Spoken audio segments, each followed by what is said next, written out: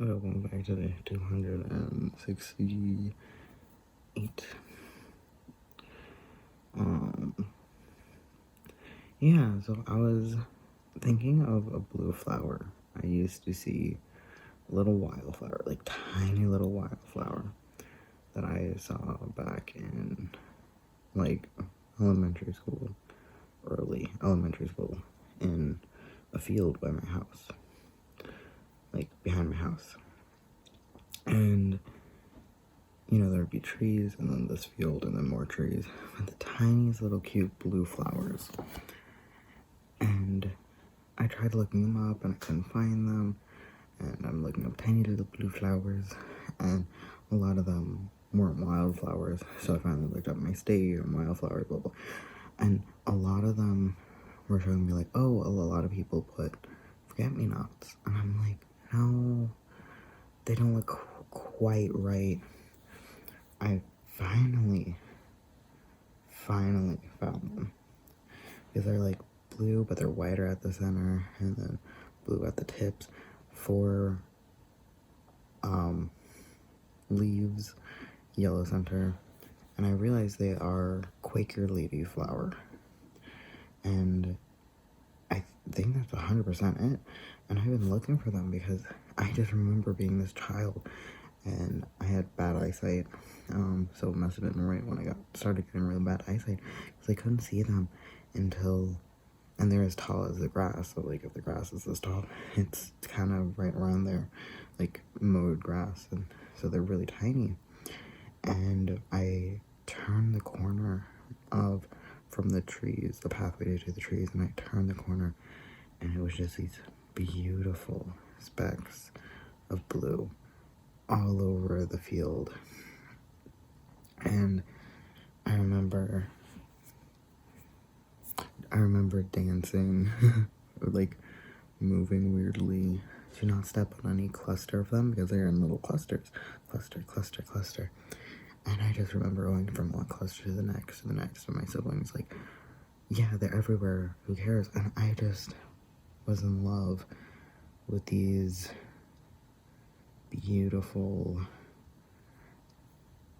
maybe almost even like periwinkle-ish color of, like, looking at the one photo right here, almost periwinkle-ish color of the leaves, and then the yellow center with the white transition, and it was so beautiful. And I remember one of the times I did see them, because when you're a kid, you don't really understand things, being so young. So I didn't really understand when they bloomed, and also I would have to catch some before the field was mowed, because if it was mowed, of course they're dead, they're gone. But if you catch it just right, I guess when the grass was just tall enough that they grew, it was beautiful. And I remember turning the corner with my grandmother, who passed when I was like 10, and turning the corner and just seeing all of these blue flowers, and people are like, yeah, you could see them from over there, and I'm like, I couldn't. I was A, too short, so I could only see like the green, and then B, I had bad eyesight. And it was a really weird thing when I first got my glasses 4 years ago now. I had such bad eyesight for such a long time, and I didn't know. Like, before that, the last time I went to an eye doctor was elementary school, and I kind of was like, I don't know which is better. I didn't know. It was a huge thing. I knew I needed glasses, blah blah blah blah. But what happened was, I put on my glasses a few years ago, and I looked into the backyard, and it was fall, and there's just so many red, orange, brown leaves, perfect fall leaves in the forest. And I got overwhelmed with emotion, because I just got hit with this wave, like a wall of tears, like behind my eyes. Like, I didn't cry, but kind of just that when you get hit with emotions and it just is right behind your eyes, got hit with this wave of emotion, because it was just seeing the leaves so crystally. I just remember going, I haven't seen them like that since I was a child, since I was literally in elementary school. And to be like, it wasn't emotional because I could finally see, it was emotional because it reminded me so much of childhood. And I don't know, it was something that I didn't have that looking at the trees so crystally, so sharp, so perfectly, so seeing it so perfectly was overwhelming and reminded me of my childhood, or childhood, where it was before, really dark time and everything. So it was before all that, and it was just pure, like, I remember seeing those leaves only through pure childhood joy. And the fact that it just happened, and it was so emotional when I put on my glasses for the first time and looked out the back window and saw the sky, the trees, and then all the leaves, the perfect orange leaves, perfect fall leaves. Anyway, so I've been looking up flowers because I want to get a flower tattoo, but I was thinking of doing it in just black line art, very classic, but I'm like, okay, what flowers would I want? What would I feel like I want? And there's like a weird thing between thinking through a tattoo that you really, really want, like thinking through it, like, do you want this? But then the opposite for me, where a lot of my tattoos, I kind of thought about it, but then once I went, yeah, I like that, I know, like, this one, kind of feeling where I'm like, I want to get this, like, if I thought do you want a fish tattoo of a salmon?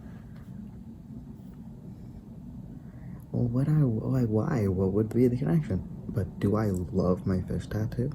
Yes. I every time I see a fish, I'm like, I should get that tattooed. I'm like, you literally have that. You literally have a fish tattoo.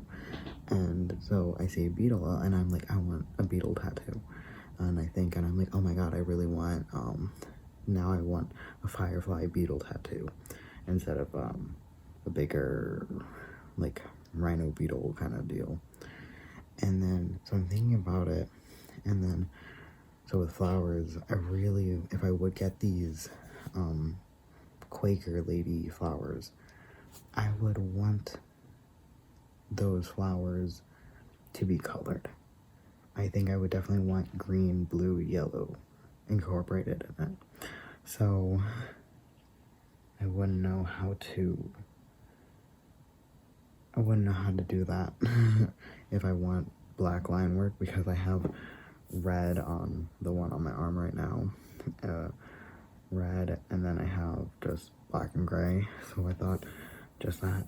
I didn't think too much colors on my arm, but oh boy, I would want them to be.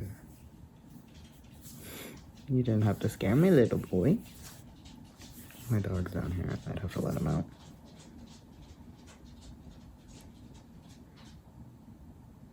Do you want out? I want him to scratch, but okay. Okay. What was I thinking? Oh yeah, so they're also called hoist. Sapling texted. I'll do it in 9 minutes. Hoist. I shouldn't. I should be respectful. Okay. Back for real. Anyways, they're also called blue. BLUETS.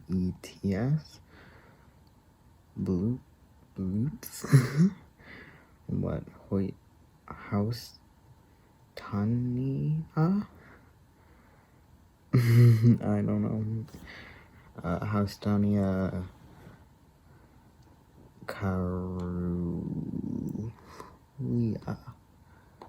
Anyways, or I don't know. Anyways, point was, they're really cute, and but I would definitely want them colored in, I think. So, but I don't want too many colorful tattoos on my arm. On my leg, it's almost different because I guess shorts, I don't know, like flowers that are multicolored on your leg will separate and not overwhelm if I'm trying to wear a certain shirt or something. But trying to match color on your arm to the shirt you're wearing, I don't want to put too many colors. So if I want to do something like the stems are, you know, green stems plus blue, like plus yellow in the center, it's like, it's a lot to put on your arm, especially because I wouldn't just get one, I would get like a cluster, which would be cute as hell though. Ooh, I could put it over here on, like, you got your inner elbow butt, and I have a tattoo right above it. But what if we then do, like, have your arm out like this on the inside, and then we go close, like, farther in, so it kind of lines up with this part of your hand down to your elbow. I can make a cluster of little blue, what were they? Quaker ladies. That could be cute. Oh, that could be really heckin' adorable.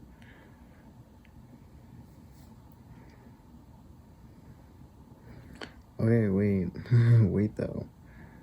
But it would be red and then blue next door with greens. I don't know if that would work well, but it could be really cute.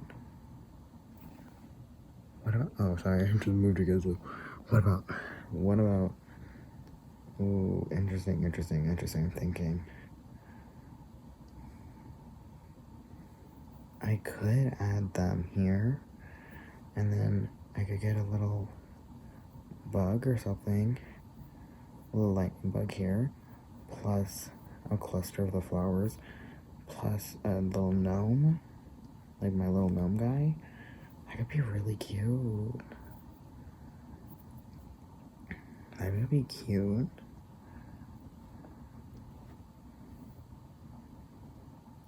And if it's still enough to the side, it doesn't look like it's part of my fish that's on the top part of my arm, because I don't want it to look too.